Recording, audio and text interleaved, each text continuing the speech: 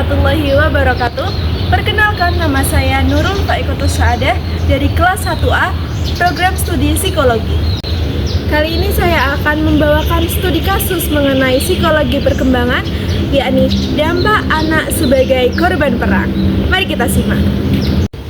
Teman-teman, yang melatar belakangi adanya studi kasus mengenai psikologi perkembangan, yakni dampak anak sebagai korban perang adalah maraknya peperangan di seluruh dunia.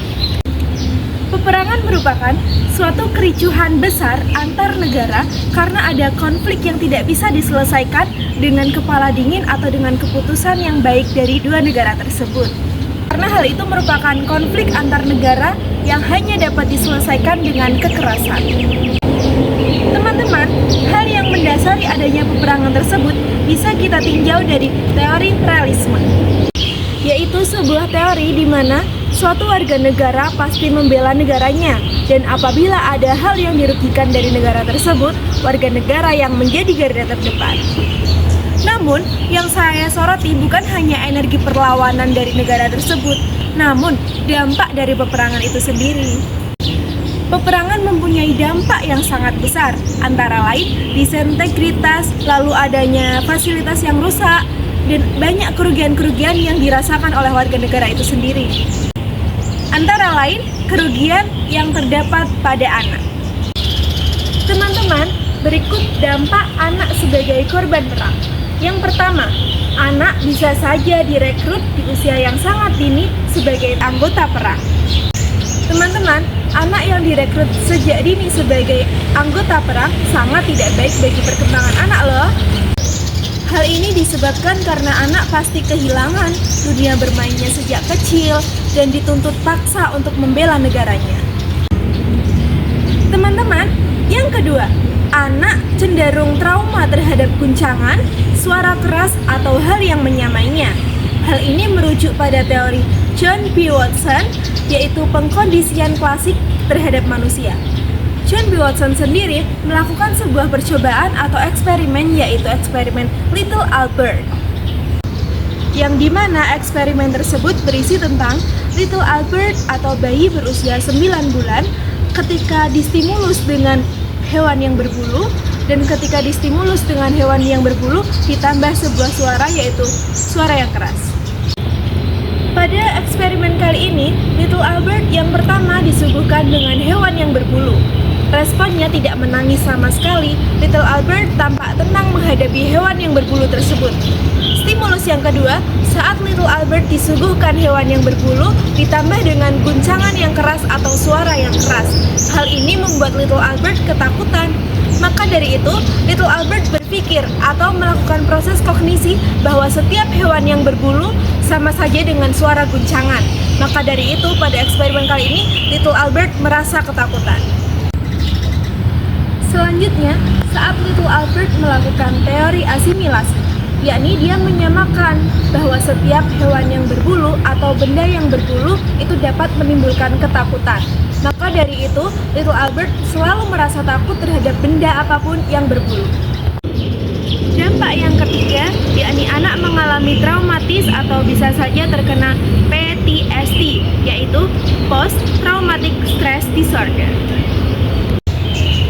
PTSD atau Post Traumatic Stress Disorder tidak berlangsung 1-2 hari setelah kejadian, namun bisa bertahun-tahun atau sekadar berbulan-bulan atau berminggu-minggu setelah kejadian. PTSD memiliki beberapa gejala. Yang pertama, re-experience. Jadi individu seperti merasakan kembali trauma itu atau merasakan kembali kejadian itu lewat mimpi buruk atau perasaan tidak mengenakan. Yang kedua, avoidance atau bentuk penghindaran. Jadi individu cenderung menghindari pembicaraan yang merujuk pada arah ketika kejadian atau kronologi kejadian, atau individu sekedar menghindari waktu, tempat kejadian itu. Individu juga sering merasa tidak enak ketika ia menonton film thriller atau bergenre darah lainnya, atau mendengar guncangan atau darah atau hal semacamnya. Merupakan bagian dari avoidance, yakni amnesia selektif, ketika individu memilih melupakan hal-hal tertentu yang berkaitan dengan trauma tersebut. Dan yang terakhir, terdapat hypervigilance atau respon yang berlebihan terhadap suatu perasaan. Lalu selanjutnya, ketika PTSD terserang pada anak akan cenderung mereka ulang adegan-adegan ketika ia merasakan trauma tersebut atau ketika.